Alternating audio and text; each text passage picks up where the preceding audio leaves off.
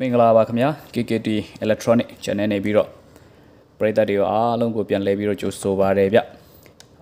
ျကျွန်တော်ဒီဗီဒီယိုမှာကတော့လာပြီးတော့မေးနေကြတယ်ပရိသတ်တွေပေါ့နော်ဒီအိမ်ကဘက်ထရီအိုးတွေကိုဘာနဲ့အားသွင်းရင်အဆင်ပြေနိုင်မလဲပေါ့တချို့ကလည်းလီသီယမ်ဘက်ထရီတွေသုံးတာရှိတယ်တချို့က acid ဘက်ထရီတွေသုံးတာရှိတယ်မျိုးပေါ့နော်သုံးကြတယ်အဲ့တော့ဘယ်လိုအားသွင်းဆက်တွေကိုမိလာတဲ့အချိန်လေးမှာပေါ့နော်အားသွင်းအောင်ဘယ်လိုအားသွင်းဆက်တွေကိုဝယ်ရင်ကောင်းမလဲဆိုပြီးတော့မှဒါကျွန်တော်စီကိုလာမေးကြတယ်ပရိသတ်တွေအတွက်ကျွန်တော်ကိုယ်တိုင်အသုံးပြုပြီးတော့ဗောနော်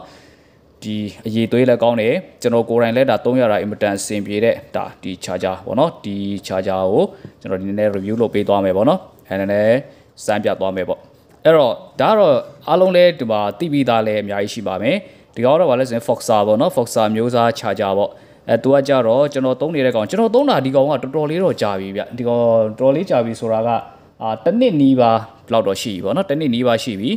အဲ့တော့အခုချိန်ထိအောင်တော့ကျွန်တော်ဘာပြဿနာမှမဖြစ်သေးဘူးပေါ့နော်ဘာပြဿနာမှမဖြစ်သေးဘူးဒါအားလုံးကဒါတစ်တိုင်းနီးပါပဲဒါဘယ်လိုခေါ်မလဲအသုံးပြုလို့ရသေးတယ်ပေါ့နော်အဲ့တော့တစ်စိတ်ကတော့ဒါတီးပြီးတဲ့လူလည်းအများကြီးရှိပါမယ်ကျွန်တော်ဝယ်တဲ့အမျိုးအစားကဒီနောက်ပါလိမ့်မယ်သူကကြတော့ဒီမှာသူရဲ့အမီနူးလေးတွေရေးထားတယ်ပေါ့နော် input 140 volt အဝင်50-60 Hz အဝင်ကနေပြီးတော့ maximum ကျွန်တော်ဟာကြတော့ဒါ110 watt ထိထုတ်ပေးနိုင်တယ်ပေါ့နော်110 watt ထိထုတ်ပေးနိုင်တယ်ဒီကောင်ကအဲ့တော့ဒီကောင်ထက်သေးတဲ့ဟာလည်းရှိတယ်ဒီကောင်ထက်ဒီ watt များတဲ့ကောင်လည်းရှိတယ်ပေါ့နော်ဒါကျွန်တော်ကတော့ဒါသူ့ရဲ့ model က FBC 122406D ပေါ့နော်ကျွန်တော်အသုံးပြုထားတဲ့ကောင်ကဒီကောင်ကကြတော့ output ကသူက12 volt ဆိုရင်6 ampere နှုန်းထုတ်ပေးနိုင်ပြီးတော့24 volt အတွက်ဆိုရင်တော့3 ampere ထုတ်ပေးနိုင်တယ်လို့ပြောပါတယ်သူပြောတဲ့အတိုင်းလည်းဒါတကယ်ထွက်ပါတယ်နော်သူပြောတဲ့အတိုင်းလည်းဒါတကယ်ထွက်ပါတယ်အဲ့တော့သူကဆိုတဲ့ဒိတ်ပဲဗျာဒီကောင်က24ဘို့အတွက်လည်းသုံးလို့ရတယ်12ဘို့အတွက်လည်းသုံးလို့ရတယ်ဆိုတဲ့ဒိတ်ပဲပေါ့နော်12ဘို့အတွက်သုံးရင်တော့ဒါ6 ampere အထိအမြင့်ဆုံးထုတ်ပေးနိုင်ပြီးတော့24ဘို့အတွက်သုံးရင်ဆိုရင်တော့3 ampere အထိထုတ်ပေးနိုင်မယ်လို့ဆိုလိုတာဖြစ်ပါတယ်နောက်ပြီးတော့သူကကြတော့ဗာလဲဆိုရင်တခုကောင်းတာကဒီဟာမျိုးကိုတခုလောက်ဝယ်ထားလိုက်ရင်ဗျာကျွန်တော်တို့လီသီယမ်တွေလည်းအားသွင်းလို့ရမယ်နောက်acid battery တွေလည်းအားသွင်းလို့ရမယ်နောက် lipo 4ပေါ့နော်အဲ့ဒီအစားအားသွင်းလို့ရမယ်နောက်ပြီးတော့ဒီdead battery တွေပေါ့နော် dead battery ဆိုတာလုံးဝကိုသုံးလို့မရတော့တဲ့ဒီ repair လုပ်ဖို့လိုနေတဲ့ battery တွေပေါ့နော်အဲ့ဒါမျိုးလေးကိုလည်းဒီမှာ repair မှုပါသေးတယ်အဲ့ဒီ repair မှုကနေပြီးတော့ဒါကျွန်တော်တို့ပြန်ပြီးတော့မှအဲ့ဒီ battery တွေကိုအသက်သွင်းလို့ရတယ်ပေါ့နော်အသက်သွင်းလို့ရတယ်ဆိုတဲ့အဓိပ္ပာယ်ပါအဲ့တော့သူကတော့ကျွန်တော်သုံးကြည့်တဲ့လောက်ကတော့ဗောနော်သုံးရတာတော်တော်အဆင်ပြေတယ်အဲ့တော့ကျွန်တော်ကတော့ဒါလီသီယမ်ကိုဒီကောင်လီသီယမ်ဘက်ထရီပေါ့နော်ဒီကောင်ကအဲ့တော့လီသီယမ်ဘက်ထရီကိုကျွန်တော်အားသွင်းတဲ့အခါမှာတော့ဒါဒီကောင်ကကျွန်တော်ဆင်ထားတဲ့ဒီကောင်ကကြတော့ဒါလီသီယမ်ဘက်ထရီ40Ah ပေါ့နော်ဒီကောင်က40Ah ကိုဒီကောင်နဲ့ကျွန်တော်အားသွင်းရင်သူက12ဘို့ပေါ့နော်ဒီကောင်က12.6ဘို့အဲ့တော့ဒီကောင်နဲ့ကျွန်တော်အားသွင်းရင်4နာရီကျော်5နာရီလောက်နီးပေါ့နော်အဲ့လောက်တော့အားသွင်းရတယ်ဗျအဲ့လောက်တော့အားသွင်းရတယ်နောက်ပြီးတော့acid battery ပေါ့နော် acid battery ကိုအားသွင်းမယ်ဆိုရင်တော့ဒီကျွန်တော်အသုံးပြုတဲ့ဒီ model ပေါ့နော်ဒီ model ဒါ maximum 110 volt လို့ဒီမှာရေးထားတယ်ဒီ model ကတော့ acid battery တွေအားသွင်းမယ်ဆိုရင်တော့ကျွန်တော်သွင်းကြည့်သလောက်ကတော့ဗျာ acid battery ကတော့ဒါနံပါတ်အလွန်ဆုံးမှဒီ ND ဥပမာ battery ရဲ့ series နဲ့ပြောမယ်ဆိုရင်ပေါ့နော် N90 ပေါ့ N90 N100 ထိအလွန်ဆုံးပဲအသုံးပြုမှအဆင်ပြေပါမယ် N100 ဆိုတော့မှဒါနည်းနည်းခက်ကြာလေးသွင်းရမယ်ပေါ့နော်ဘာကြောင့်လဲဆိုတော့ကျွန်တော်စီမှာရှိတဲ့battery ပေါ့နော်ဒီ acid battery 40အိုးတောင်ပါကျွန်တော်ကဒီကောင်နဲ့အားသွင်းရင်တော့တော်တော်လေးကိုကြာတယ်ဗျသူက6နာရီ9နာရီလောက်ကိုကြာအောင်အားသွင်းရတယ်ဗောနော်အဲ့ဒီခါကျတော့90အိုးတွေ100အိုးတွေသွင်းမယ်ဆိုရင်တော့နည်းနည်းတော့ကြာနိုင်တယ်ဗောနော်ပို့ပြီးတော့ကြာနိုင်တယ်အဲဒါမှမဟုတ်လေကျွန်တော်ရဲ့ battery ကလည်းဒါ acid battery ကလည်းဒီဝယ်ထားတာကြာပြီဖြစ်တဲ့အတွက်တိတ်မကောင်းတော့တာလည်းပါမယ်ဗောနော်အဲ့တော့လီသီယမ်ကတော့ဒီကောင်သွင်းရတာတော်တော်အဆင်ပြေတယ် acid battery လည်းအဆင်ပြေတယ်ဗောနော် lipo 4ကတော့ဒါကျွန်တော်စီမှာတော့ lipo 4 battery မရှိတဲ့အတွက်ကျွန်တော်ကိုယ်တိုင် lipo 4ကတော့ဒါမစမ်းကြည့်ဘူးဗောနော်အဲ့တော့ကျန်တဲ့ဟာတွေကိုတော့ကျွန်တော်ကိုယ်တိုင်သုံးတာဖြစ်တယ်တော်တော်လေးကိုကောင်းတယ်ဗောနော်အဲ့တော့မိတ်ဆွေတွေအနေနဲ့ဒါကိုကဘာ charger ကိုဝယ်မလဲဘယ်လို charger မျိုးကိုဝယ်ရင်အဆင်ပြေနိုင်မလဲဆိုပြီးတော့ဒါစဉ်းစားရခက်နေတယ်ဆိုရင်ဒါမျိုးသာကောက်ဝယ်လိုက်ဗျာဒါဆိုရင်ဒါ AC ပဲနော်ဒီကောင်စင်တော့ဒါဈေးတော့ကတော့ကျွန်တော်ဝယ်တော့ကဒီကောင်ကကျွန်တော်ဝယ်တော့ကဆိုရင်4000ကျော်ပဲကြာတာဗျာနော်9000တော့မပြည့်ပါဘူးဒီကောင်ကဒါမဲ့အခုကဈေးတွေကဘယ်ရမစိုးอ่ะနော်စံတအိတ်တောင်မှ3သိန်းခွဲလောက်ကြော်ပေးနေရတဲ့ခေတ်ဆိုတော့လေဒီကောင်ကတော့ဒါဈေးလည်းတက်သွားနိုင်မယ်ပေါ့နော်အဲ့တော့သူ့ရဲ့ဒီမှာဒီအလုံးလုံးပုံလေးကိုကျွန်တော်တို့တစ်ချက်လောက်ကြည့်မယ်ပေါ့နော်ဒီကောင်ကကျတော့ဒီမှာသူ display လေးပါတယ် display လေးပါမယ် ပြီးတော့ဒီမှာမီးလေးတွေပါတယ်ပေါ့နော်ဒီမှာမီးလေးလုံးပါမယ်လီသီယမ်LED လေးဆိုတာဒါ lead acid battery အားလုံးကိုဆိုလိုတာဖြစ်ပါတယ်တချို့ customer တွေကဒါမသိသေးတဲ့ customer တွေပေါ့နော်တချို့တွေကကျွန်တော်စီလာမေးကြတာကအကိုရဲတဲ့ကျွန်တော်တို့ကတဲ့ lead acid battery နဲ့ acid battery နဲ့ဘယ်ဟာသုံးရင်ကောင်းမလဲတဲ့ဩ lead acid battery ဆိုတာနဲ့ acid battery ကအတူတူပါပဲဗျာလို့နော်အဲ့တော့ lead ရှိမှာပါလဲဆို LED lead ဆိုတာတွေပါသွားတာပေါ့နော်တချို့ကျတော့ acid battery လို့ရေးထားမှပဲသူ acid O လို့ထင်တာ lead acid လို့ရေးလိုက်ရင်သူ acid O လို့မထင်တော့ဘောနော်ဟုတ်ပါတယ်ဒါမသိတဲ့လူအတွက်ပါနော်မသိလို့ပါအဲ့တော့ acid battery O နဲ့ lead acid battery ဆိုတာကအားလုံးအတူတူပါပဲနော်အဲ့တော့ဒီမှာကကြတော့ကျွန်တော်ဒါတစ်ချက်လောက်နမူနာလေးကျွန်တော်တို့တွင်းကြည့်မယ်ပေါ့နော်တွင်းကြည့်မယ်အဲ့တော့ဒီမှာကသူကဒီကောင်းလေးကိုဝယ်ထားရင်သူကကောင်းတာကဘာလဲဆိုတော့ကိုယ့်ကို acid battery ကိုတွင်းဗျာ lithium battery ကိုတွင်းဗျာအားလုံးကအဆင်ပြေနေတဲ့အတွက်ဒါတစ်လုံးထဲမှာအကုန်လုံးကိုတွင်းလို့ရတဲ့အတွက်ဒါလုံးဝကိုအဆင်ပြေတယ်ပေါ့နော်အဲ့ဒီတစ်ချက်ကလုံးဝကိုအားတာသွားတဲ့အချက်ပေါ့နော်နောက်ပြီးတော့ဒီမှာကြည့်လိုက်သူ့ရဲ့ညက်တွေကလည်းဒါမစိုးဘူးပေါ့နော်သူလှုပ်ထားတဲ့ပုံစံကတော်တော်လေးဟိုဒါထိမိရှိတယ်ပေါ့နော်ဟိုဖြစ်တယ်လို့ပုံစံမျိုးမဟုတ်ဘူးပေါ့နော်ဒီအပြင်မှာသူကဒီမျိုးကော်နဲ့ဒီ plastic နဲ့ပေါ့နော်ဒီလိုပြန်လောင်းပေးထားတဲ့အတွက်ဒါဒီလိုကြီးကတ်ပြီးတော့ပေါ့နော်ဒီတချို့ငုတ်တွေအခုပါဗျာဒီကျွန်တော်လှုပ်ထားတဲ့ဒီမှာကျွန်တော်ဆင်ထားတဲ့ဒီ battery ဆိုရင်ကြည့်လိုက်ရင်ဒီမှာငုတ်တွေကတော်တော်ကတ်နေတယ်ပေါ့နော်ဒီလိုကတ်နေတဲ့ဟာတွေတော့မှကိုကပါလဲဆိုရင်သွားပြီးတော့ချိတ်လိုက်မယ်ဆိုရင်တော့မှထိနေရင်တော့မှပြဿနာမရှိဘူးပေါ့နော်ဒီညက်တွေကဟုတ်ပြီ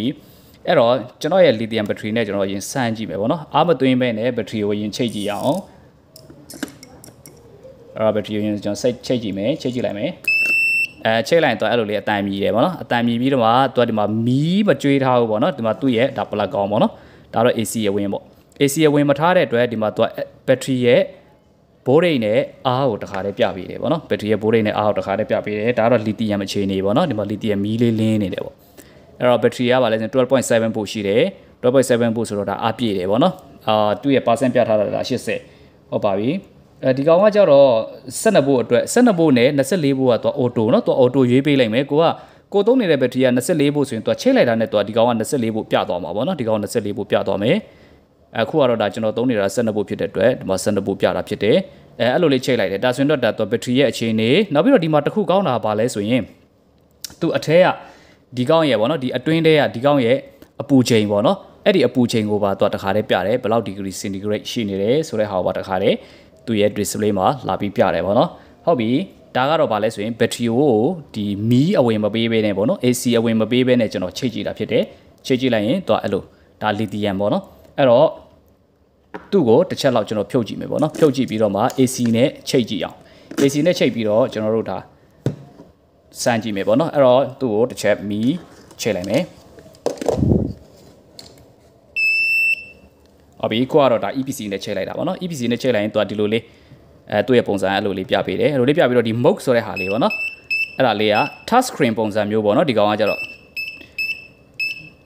touch screen ပုံစံမျိုးဖြစ်တယ်သူကဟိုလိုကြီးခလုတ်နဲ့မဟုတ်ပေါ့နော်ခလုတ်တော့ခလုတ်ပဲဒါပေမဲ့သူကထိုံလေးပဲပေါ့နော်ဒီဖုန်းမှန်ထိသလိုပေါ့အဲ့လိုထိရတာဖြစ်တယ်အဲ့တော့ဒီမှာကျတော့ဒီမှာဒါလေးတွေနှိပ်ပြီးတော့ရွေးရမယ်ပေါ့နော်ကိုသွင်းမဲ့ဟာပါလဲကိုက lithium battery သွင်းပါလား lead acid battery သွင်းပါလား lipo 4သွင်းပါလားပေါ့နော်အဲ့ဒါကိုကြိုက်တဲ့ဟာကိုအရင်ရွေးပြီးမှပဲဒါညက်ကိုတွားညက်ပေါ့နော်မရွေးသေးပဲနဲ့တော့မညက်နဲ့ပေါ့နော်အဲ့တော့ဒီကောင်ကကြတော့ကိုကမြန်မရွေးဘူးဆိုရင်သူက9စက္ကန့်လောက်10စက္ကန့်လောက်ဆိုရင်သူက automatic အဲ့ဒါဒီကောင်နှိပ်လို့မရတော့ဘူးเนาะ lock ကျသွားတာပေါ့နော်သူထားတဲ့ဟာကိုသူကပြန်ပြောင်းလို့မရအောင်သူက lock ကျသွားမှာပေါ့နော်အဲ့တော့ဥပမာဗျာကျွန်တော်ဆိုလိုတာဒီမှာ lithium ကိုကျွန်တော်ဘာမှမနှိပ်ပဲနဲ့ပေါ့နော် lithium ကိုပဲရွေးထားပြီးတော့ဒါစက္ကန့်10စက္ကန့်15စက္ကန့်လောက်ထားလိုက်ရင်သူကနှိပ်လို့မရတော့ဘူးပေါ့နော်ပြောင်းလို့မရတော့ဟောကိုတော့ပြောင်းလို့ရသေးရပေါ့နော်အဲ့လိုလေးထားလိုက်တော့ပြောင်းလို့မရတော့ဘူးသူကသူ့လော့ကျသွားတာပေါ့နော်လော့ကျသွားတယ်ဟုတ်ပြီဒီနေရာမှာကျွန်တော်လီသီယမ်ကိုသွင်းမှာဖြစ်တဲ့အတွက်လီသီယမ်ရွေးလိုက်မယ်လီသီယမ်ရွေးပြီးတော့သူ့ကိုတွားပြီးတော့ချိန်လိုက်ပဲပေါ့နော်လီသီယမ်ဘက်ထရီနဲ့ဟုတ်ပြီလီသီယမ်ဘက်ထရီဒီမှာချိန်လိုက်ပြီလီသီယမ်ဘက်ထရီချိန်လိုက်တာနဲ့သူကဒီမှာ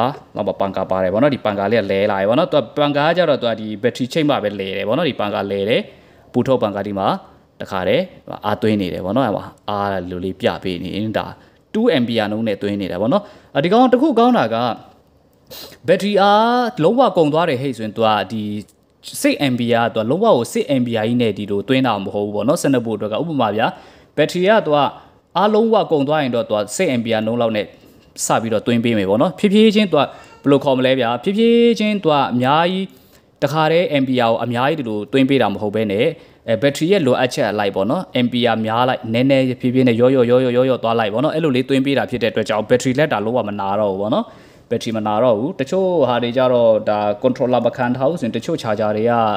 အဲ့လိုမျိုး ampere ကိုဥပမာ10 ampere ထွက်တဲ့ဟိတ်ဆိုတော့ဒီ10 ampere နှုန်းကြီးနဲ့ပဲဘက်ထရီမပြည့်မချင်းတွင်းပေးနေတဲ့ခါကျတော့ဒါဘက်ထရီရဲ့ရေရှည်မခံနိုင်ဘူးပေါ့နော်အဲဒီကောင်ကကြတော့သူကသူ့ရဲ့ ampere သူတွင်းတဲ့ ampere လက်တာဒီလိုလေးအစပိုင်းမှာတော့ဒီလိုလေးစသွင်းပြီးတော့မှဗာလဲဆိုရင်နောက်ကျရင်တဖြည်းဖြည်းနဲ့လိုအပ်လို့ရှိရင် ampere ကိုသူများပေးလိုက်တယ်နောက်ဘူအား sorry ဒီ battery အားပြည့်လာပြီဟဲ့ဆိုရင်လည်းတဖြည်းဖြည်းနဲ့သူကဗာလဲဆိုရင် ampere ရော့သွားတယ်နောက်အားပြည့်သွားပြီဆိုတော့တညာလုံးပါဗျာညချိန်မှာကိုအိတ်တော့မယ် battery သွင်းပြီးတော့ထားခဲ့တယ်ထိုးထားလိုက်တယ်သူအားပြည့်ရင်ဒီမှာ full ဆိုပြီးတော့ဒီမှာစာလေးလာပြပြီးတော့သူအားပြည့်ရင်ရပ်သွားမယ်ပေါ့နော်ဒါတော့ဗာလဲဆိုရင်ကျွန်တော်lithium battery ကိုသွင်းတဲ့အချိန်နေဟုတ်ပြီကျွန်တော်တို့ acid battery ကိုတစ်ချက်ကျွန်တော်တို့သွင်းကြည့်မယ်ပေါ့နော်acid battery ကိုသွင်းကြည့်မယ်အပြည့်သွားရင်အဲ့ဒါလို full လို့ပြမယ်ပေါ့နော် acid battery ကိုသွင်းမှဖြစ်တဲ့အတွက်ဒီကောင်ကိုကျွန်တော်က LED lid ဆိုတဲ့နော်ဒီ lid ဆိုတဲ့နေရာနားလေးပေါ့နော် LED lid ဆိုတာ lead acid battery ကိုပြောတာဖြစ်တယ် acid battery ကိုသွင်းမှဖြစ်တယ်ပေါ့နော် acid battery သွင်းမယ်ဆိုပြီးတော့ကျွန်တော်ရွေးလိုက်တယ်ရွေးပြီးတော့ပါဒီမှာ acid battery ရှိပါတယ်အဲ့ဒါကိုသွားချိန်လိုက်ပါပေါ့နော်GS ပေါ့နော်GS battery ကိုကျွန်တော်တို့တွားပြီးတော့ချိန်ကြည့်ပါမယ်ချိန်လိုက်ဟုတ်ပါပြီချိန်လိုက်တာနဲ့ဒီမှာတွားကြတော့ချက်ချင်းမသွင်းသေးဘူးအဲ့ဒီ battery ကိုတွားအရင်စစ်ဆေးသေးတယ်ပေါ့နော်အဲ့ဒါတခုကောင်းတယ်ပေါ့နော်တွား battery ကိုအရင်စစ်ဆေးသေးတယ်တွားလို့လေးအရင်စစ်သေးတယ်အဲ့လိုလေး DES dash ဆိုပြီးတော့ပေါ့နော်စာလေးပေါ်နေပြီးတော့မှတွား SCO ကိုတွားအရင်စစ်သေးတယ်စစ်ပြီးတော့မှဒီကောင်ကဘယ်လောက် ampere နှုန်းထားလောက်နဲ့သွင်းရမလဲဆိုတာကိုတွားဒီဆက်ကသတ်မှတ်ပြီးတော့မှဒီ DES ဆိုတာလေးပျောက်သွားပြီဟဲ့ဆိုမှပဲသူကဘက်ထရီရဲ့အခြေအနေကိုလည်းတိသွားပြီဒီဆက်ကတိသွားပြီဆိုမှပဲသူ SCO ရဲ့လက်ခံနိုင်တဲ့ ampere နှုန်းနဲ့သူအားသွင်းပေးမှာပေါ့နော်ဒီကောင်ကအဲ့ဒါလိုသွင်းပေးတာဖြစ်ပါတယ်အဲ့တော့ဒီကောင်လေးက300တာတော်တော်အဆင်ပြေတယ်ပေါ့နော်တော်တော်အဆင်ပြေတယ်အဲ့တော့ DIY သမားတွေပဲဖြစ်တာအခုချိန်မှာမီးကလည်းခဏတစ်ပြုတ်ပဲလာတာဖြစ်တဲ့အတွက်ပေါ့နော်အဲ့တော့ကိုကအိမ်မှာဘက်ထရီရှိထားတယ်ဟိတ်ဆိုရင်တော့ဒါ solar နဲ့မသုံးဘူးပေါ့နော်solar နဲ့မသုံးဘူးဒီ EPC မီးနဲ့အားသွင်းချင်တဲ့ဟိတ်ဆိုရင်တော့ဒီကောင်လေးတွေကိုကျွန်တော်ဝယ်သုံးဖို့အကြံပေးခြင်းတယ်ပေါ့နော်ဒီကောင်လေးတွေကိုဝယ်သုံးဖို့ကြံပေးခြင်းတယ်တော်တော်လေးသုံးရတာအဆင်ပြေတယ်ဥပမာဗျာကိုကဒီ acid battery ကနေ lithium battery ပြောင်းချင်တယ်ကွာကိုကပြောင်းချင်တယ်အဲ့ဆိုရင်ကိုက charger လိုက်ပါပြောင်းစရာမလိုတော့ဘူးပေါ့နော်ဒီကောင်လေးတစ်ခုရှိတာနဲ့ကိုက lithium ပဲသုံးlipo 4တွေပဲသုံးပေါ့နော်အားလုံးကိုကျွန်တော်တို့ကအားသွင်းပေးလို့ရနေမှာပေါ့နော်အဲ့တော့ဒီထက် ampere များတာလည်းရှိပါသေးတယ်ဒီထက် ampere များတော့ဥပမာ12 volt 10A လောက်ထိထွက်တဲ့ model တွေလည်းရှိတယ်ပေါ့နော်ဒါကတော့ကျွန်တော်လက်ရှိသုံးပြနေတဲ့ model ပေါ့ဒီကောင်ကကြတော့ဟုတ်ပြီအဲ့တော့တော်တော်လေးကိုအဆင်ပြေတယ်ပေါ့နော်ကျွန်တော်ဥပမာဒီကနေကျွန်တော်တို့ကြတော့ဒါ DIY လုပ်နေတာဖြစ်တဲ့အတွက်ဒီ battery ကိုဆင်ပေးတာပါညာပေါ့အဲ့လိုဆိုရင်ကျွန်တော်တို့ကဥပမာ charger တီးတန့်ဝယ်နေစရာမလိုတော့ဘဲနဲ့ပေါ့နော်ကျွန်တော်တို့စမ်းဖို့ပါညာဆိုရင်ဒီကောင်နဲ့ပဲကျွန်တော်တို့ကဒါ lithium ဆိုရင်လည်းတွင်းပေးလိုက်တယ်ဟော lipo 4 battery pack တွေဆိုရင်လည်းဒါကျွန်တော်တို့ဒီကောင်နဲ့ပဲတွင်းပေးလိုက်တယ်ပေါ့နော်အဲ့ဒါလိုလုပ်လို့ရတယ်ပေါ့အဲ့ခါကျတော့တော်တော်လေးကိုအဆင်ပြေတယ်ပေါ့နော်အဲ့တော့ဒီဗီဒီယိုမှာတော့ဒါကျွန်တော်ခါတိုင်းလဲကျွန်တော်ဒါမျိုးတော့မလုပ်ဘူးပေါ့နော်ခါတိုင်းတော့ကျွန်တော်က DIY ပစ္စည်းလေးလိုပဲကျွန်တော်လုပ်ပြတယ်ဒီနေ့တော့ဒါ comment မှာနဲ့ဒီ Messenger မှာလာမေးတယ်လို့များလို့ပေါ့နော်မေးတယ်လို့များတဲ့အတွက်ကျွန်တော်ကဒီ charger ဝယ်မယ်ဆိုရင် battery တွေကိုအသွင်းဖို့ charger ဝယ်မယ်ဆိုရင်ဒါမျိုးလေးတွေကျွန်တော်သုံးနေတဲ့ဟာလေးကိုပေါ့နော်ကျွန်တော်ပရိသတ်တွေအတွက်ကျွန်တော်တင်ပြပေးခဲ့တာဖြစ်ပါတယ်အဲ့တော့နောက်ဗီဒီယိုမှာတော့ကျွန်တော်ဒါဒီဆိုဒီမီးပေါ့နော်ခုချိန်မှာဘာကြောင့်လဲဆိုဟိုမီးကတ်တွေက 3.7 မီးကတ်တွေကဝယ်ရတာနည်းနည်းရှားတယ်ပေါ့နော်ပြီးတော့ဝယ်ချင်းတလို့ဝယ်လို့မရအောင်ဖြစ်နေတယ်ပေါ့ဈေးကွက်မှာမြို့တိုင်းမှာရှိတဲ့ဒီလက်စစ်ဆိုင်တွေမှာရှိတာဒီ12မို့ပေါ့နော်12မို့မီးသီးတွေညက်လေးနဲ့ပေါ့နော်15ဘွက်မီးသီး DC မီးသီးလေးတွေအဲ့ဒါလေးကတော့သူကမြို့တိုင်းလိုဒီဆိုင်တိုင်းမှာလိုမှာရှိတယ်ပေါ့နော်ဥပမာ3.7 မီးကတ်တွေကြတော့တခုခုပြတ်ခဲ့လို့ရှိရင်လည်းဒါဒီ customer တွေအနေနဲ့ချက်ချင်းပြန်ပြင်ဖို့ခက်တယ်ပေါ့နော်အဲ့ခါကျတော့အဲ့ဒီမီးသီးလေးတွေနဲ့ပေါ့နော်ကျွန်တော်တို့ solar တွေနဲ့တွဲဖက်ပြီးတော့ဒါသုံးပြုလို့ရနိုင်မယ်ပေါ့နော်ဒီ battery power bank အသေးစားလေးပေါ့ဗျာအဲ့ဒီမျိုးမီးသီးတစ်လုံးလောက်ပေါ့တောင်းမဲ့လေမီးသီးနှလုံးပေါ့အဲ့လိုလေးထုံးလို့ရအောင်ကျွန်တော်အလုပ်ပြပေးသွားဖို့ရှိတယ်ပေါ့နော်အဲ့ဒါလေးဆိုရင်တော့ဒါအဆင်ပြေမယ်လို့ကျွန်တော်ထင်တယ်ပေါ့ဘာကြောင့်လဲဆိုတော့တကူတကမီးသီးဝယ်နေစမလို့ပေါ့ဗျာ sorry မီးသီးရဘယ်လိုခေါ်မလဲမရှားဘူးပေါ့ဗျာဒီ 3.7 မီးသီးကျွန်တော်အရင်ထွင်ပြတဲ့မီးအိမ်ကမှလုံးတဲ့မီးသီးရကြတော့မီးကတ်ကကြတော့တော်တော်လေးရှားတယ်ပေါ့နော်တခါလေးမှဈေးကွက်မှာပြတ်တာတွေပါညာရှိတတ်တယ်အဲ့တော့12ဘိုးကပဲကျွန်တော်တို့ဒါနယ်တိုင်းမှာတော့ဒါ12ဘိုးနဲ့ထွင်တာကပို့ပြီးတော့အဆင်ပြေမယ်နဲ့တူတယ်ပေါ့နော် အဲ့တော့ကျွန်တော်စဉ်းစားထားတာလေးပါနော်အဲ့ကျွန်တော်ကြိုပြောထားတာပါအဲ့တော့ဒီကနေ့ဗီဒီယိုမှာတော့ဒါဒီအကြောင်းအရာလေးပဲပေါ့နော်အဲ့တော့ကျွန်တော်ရဲ့ဗီဒီယိုတွေကိုအဆက်မပြတ်ကြည့်ရှုအားပေးလာကြတဲ့လူတွေအားလုံးကိုလည်းကျေးဇူးတင်တယ်ဆက်ပြီးတော့လည်းကျွန်တော်အားပေးကြပါကျွန်တော်ဝမ်းရံပေးကြပါဆိုတော့လည်းကျွန်တော်ဒီကနေပဲတောင်းဆိုချင်ပါတယ်